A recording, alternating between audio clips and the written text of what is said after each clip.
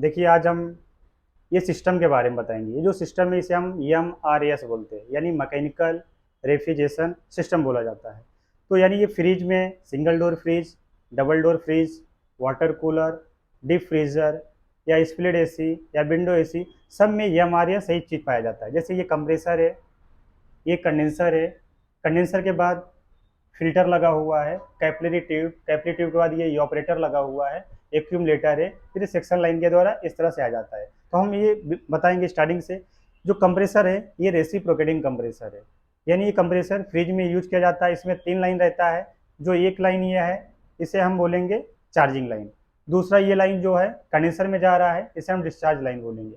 और ये जो लाइन है इसे हम सेक्शन लाइन बोलेंगे। तो इसमें 3 लाइन रहता है और कंप्रेसर को स्टार्ट करने के लिए टर्मिनल बना हुआ है। ये जो पॉइंट दिख रहा है ये टर्मिनल इसको बोलते हैं। इसमें कॉमन टर्मिनल ये, और ये रनिंग टर्मिनल और ये स्टार्टिंग टर्मिनल, 3 टाइप्स के टर्मिनल होते हैं। तो हम ये बताएंगे अगर स्टार्ट करना है तो कॉमन टर्मिनल में आपको ओवरलोड लगाना है और स्टार्टिंग और रनिंग में रिले लगा के कंप्रेसर को फेस और न्यूट्रल दे के चालू करना है।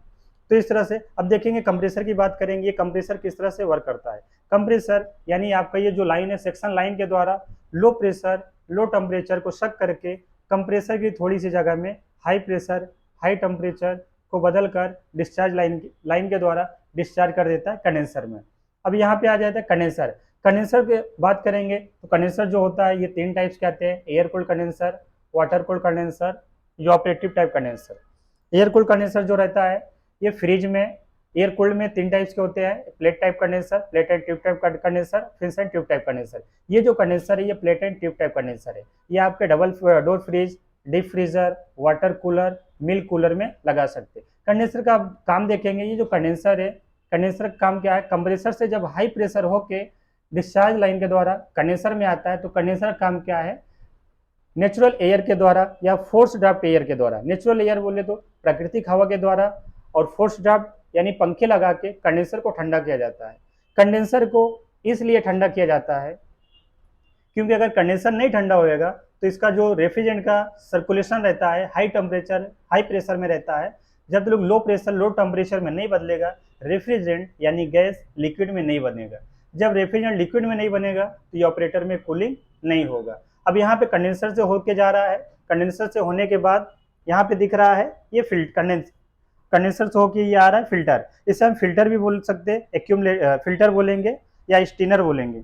और फिल्टर और स्टीनर का साइज जो रहता है अलग अलग रहता है, और फिल्टर जो है ये अलग अलग साइज के रहते हैं। और फिल्टर का काम देखेंगे, इसमें फिल्टर के अंदर एक कॉपर की जाली लगा रहता है जो रेफ्रिजरेंट को पूरी तरह से क्या करता है, फिल्ट्रानेशन करने का काम करता है, यानी रेफ्रिजरेंट को क्या करता है, फिल्टर करने का काम करता है। और यहाँ पे देखेंगे फिल्टर के बाद क्या लगा हुआ है, कैपिलरी ट्यूब। कैपिलरी ट्यूब जो है ऐसे हम बात करेंगे तो साइज बहुत सारे अलग अलग साइज का आता है। फ्रिज में 2 ही साइज की कैपिलरी ट्यूब यूज किया जाता है, 3-1, 3-6, यानी ये क्यूबिक इंच में मापा जाता है। और ये लेंथ की बात करेंगे, इसकी जो लंबाई रहता है लगभग 9 फीट, 11 फीट, 10 फीट तक रहता है। तो इस तरह से रहता है। अब यहाँ से रेफ्रिजरेंट क्या होएगा, कैपिलरी ट्यूब में आएगा, कैपिलरी ट्यूब के द्वारा इवापोरेटर में आएगा। अब जब इवापोरेटर में आता है तो रेफ्रिजरेंट कैपिलरी ट्यूब के द्वारा जब आता है रेफ्रिजरेंट तो इवापोरेटर में ज्यादा जगह पाने के कारण यानी इसका स्पेस जो होता है ज्यादा होता है और ये रेफ्रिजरेंट पूरी तरह से लिक्विड में बदल जाता है। अब इसमें देखिए पूरा रेफ्रिजरेंट सर्कुलेशन करेगा, यानी पूरा रेफ्रिजरेंट जो रहेगा लिक्विड में बदलेगा और क्या होएगा, कूलिंग होएगा। अब यहाँ पे कूलिंग होने के बाद ये जो दिया हुआ है सेक्शन लाइन पे निकल जाता है, इसे हम एक्यूमुलेटर बोलेंगे। एक्यूमुलेटर का काम क्या है कि जिस रेफ्रिजरेंट का वाष्पीकरण नहीं हो पाता है वो अपने अंदर रोक कर रखता है। और कैपिलरी ट्यूब यानी कैपिलरी ट्यूब को द्वारा हीट एक्सचेंजर मिलने पर, यानी जब इसमें हीट बढ़ जाता है तो क्या होता है, इसमें जो रेफ्रिजरेंट रहते हैं पूरी तरह से मेल्ट हो जाता है और सेक्शन लाइन के द्वारा फिर सक कर लेता है कंप्रेसर में। इस तरह से ये काम करता रहता है। और ये बात करेंगे, ये जो इवापोरेटर है ये डबल डोर फ्रिज का है। डबल डोर फ्रिज में इस तरह से इवापोरेटर यूज किया जाता है। अब देखेंगे ये कौन से मेटल का इवापोरेटर यूज किया है, तो ये इवापोरेटर जो है एल्युमिनियम का रहता है। और कंडेंसर की बात करेंगे, ये जो कंडेंसर रहता है ये आयरन का रहता है। इस तरह से, और इसमें जो कैपिलरी ट्यूब है फिल्टर है ये पूरी तरह से कॉपर के हैं। और इसमें जब बात करेंगे डिस्चार्ज लाइन, सेक्शन लाइन और ये चार्जिंग लाइन, ये कॉपर मेटल का बना होता है। तो इस तरह से पूरा डिटेल्स इसमें बताए। हम पूरी तरह से इस तरह से इसमें सीख सकते हैं। और यहाँ पे कंप्रेसर की बात करेंगे तो कंप्रेसर 5-6 टाइप्स का आता है। जैसे ये कंप्रेसर रेसिप्रोकेटिंग कंप्रेसर है।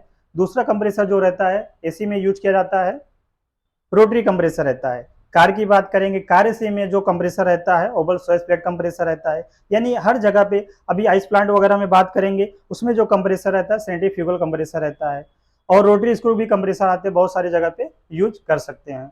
तो ये कंप्रेसर इसी तरह से काम करता है, यानी सेक्शन लाइन के द्वारा लो प्रेशर लो टेम्परेचर को सक करता है और कंप्रेसर के अपने थोड़ी सी जगह में हाई प्रेशर हाई टेम्परेचर को बदलकर डिस्चार्ज लाइन के द्वारा डिस्चार्ज कर देता है कंडेंसर में। अब कंडेंसर भी अलग अलग टाइप्स के होते हैं, एयर कूल्ड कंडेंसर आता है, वाटर कूल्ड कंडेंसर आता है, इवेपोरेटिव टाइप कंडेंसर आता है।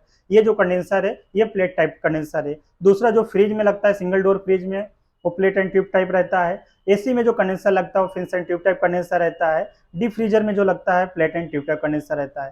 कंडेंसर बहुत सारे कंडेंसर जो रहते हैं अलग अलग साइज के कंडेंसर रहते हैं।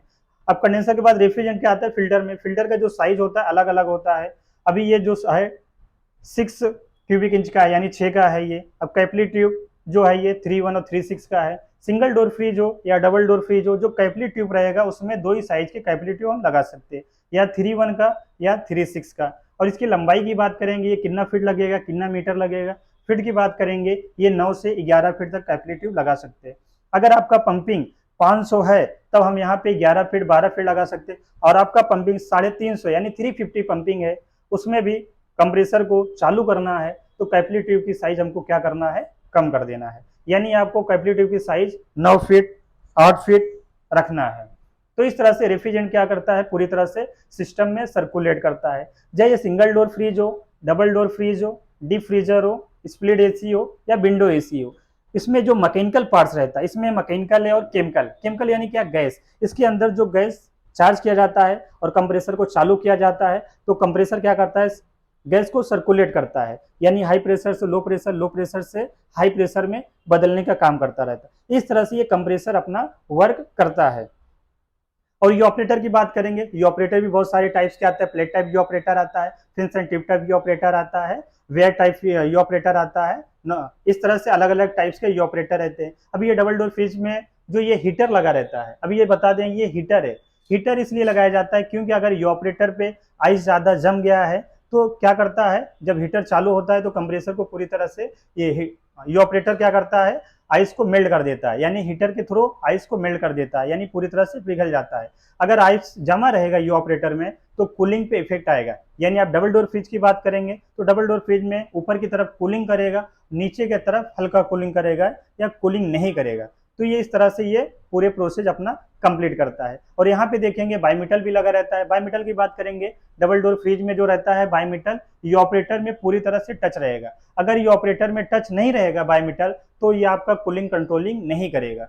तो इस तरह से इसमें पूरे मैकेनिकल पार्ट्स है। मैं एक बार फिर बता देता हूँ, इसमें जो सिंगल डोर फ्रिज है या डबल डोर फ्रिज है, इसमें जो मैकेनिकल पार्ट्स रहते हैं, कंप्रेसर में 3 लाइन पाया जाता है, आपका डिस्चार्ज लाइन, सेक्शन लाइन और ये चार्जिंग लाइन। और कंप्रेसर को स्टार्ट करने के लिए 3 टर्मिनल बना रहता है, ये कॉमन टर्मिनल, रनिंग टर्मिनल और स्टार्टिंग टर्मिनल। अब यहाँ पे हम क्या करते हैं, ओवरलोड लगा देते हैं और यहाँ पे रिले। ओवरलोड में हम फेज दे देते हैं और रिले में हम न्यूट्रल देते हैं और कंप्रेसर को चालू कर देते हैं। और दूसरा पार्ट जो आता है कंडेंसर, यानी कंप्रेसर, दूसरा कंडेंसर। कंडेंसर की बात करेंगे, फिर आता है फिल्टर। फिल्टर के बात आता है अपना कैपिलरी ट्यूब। कैपिलरी ट्यूब को आरसीडी बोला जाता है या एमडी भी बोला जाता है। एमडी का मतलब metering device, RCD refrigerant control device, यानी क्या करता है, रेफ्रिजरेंट को कंट्रोल करने का काम करता है। यानी एक जगह से जब दूसरे जगह जाता है तो पूरे हाई प्रेशर में फ्लो नहीं हो पाता, इससे क्या होता है, इसका प्रेशर लो कर देता है। और ये बात करेंगे ये ऑपरेटर, कूलिंग कॉइल, इसे हम कूलिंग कॉइल भी बोल सकते हैं। ये fins and tube type cooling coil है। कूलिंग कॉइल के बाद आता है आपका सेक्शन लाइन, सेक्शन लाइन से फिर आ जाता है कंप्रेसर में, सक कर लेता है। इस तरह से ये पूरा ये हमारे सिस्टम काम करता है। चाहे सिंगल डोर फ्रिज हो, डबल डोर फ्रिज हो, स्प्लिट एसी हो, विंडो एसी हो, डीप फ्रीजर हो, वाटर कूलर हो, मिल्क कूलर हो, मैकेनिकल पार्ट्स यही पाया जाता है। दूसरे डीप फ्रीजर की बात करेंगे, उसमें जो कंप्रेसर रहेगा थोड़ा बड़ा रहेगा, कंडेंसर का साइज अलग रहेगा, ये ऑपरेटर का साइज अलग रहेगा, लेकिन मैकेनिकल पार्ट्स आपका यही पाया जाता है। हर चीज में मैकेनिकल सेम रहता है, खाली उसमें केमिकल और इलेक्ट्रिकल चेंजेस रहता है। चाहे हर फ्रिज की बात करेंगे मैकेनिकल पार्ट्स वही रहेगा, केमिकल अलग रहता है, इलेक्ट्रिकल अलग रहता है। तो इस तरह से वीडियो में मैं बहुत सारा पूरा जानकारी दे दिया हूँ। और इसमें भी बहुत सारे डिटेल्स है, कंप्रेसर वगैरह भी बहुत सारे अलग, पंपिंग वगैरह चेक करने की बात करेंगे। तो पंपिंग हमको अगर चेक करना है तो हम डिस्चार्ज लाइन के द्वारा चेक करेंगे। अगर हमको गैस चार्ज करना है तो हम ये मेरा जो चार्जिंग लाइन दिया हुआ है इससे हम गैस चार्ज करेंगे। ये एनआरबी लगा हुआ है, एनआरबी का मतलब होता है नॉन रिटर्न वाल्व, यानी एक बार हम कोई भी चीज़ में प्रेशर स्टोरेज कर दिए या गैस चार्ज कर दिए तो रिटर्न नहीं आएगा। तो इस तरह से इसमें पूरे डिटेल्स दिया हुआ है।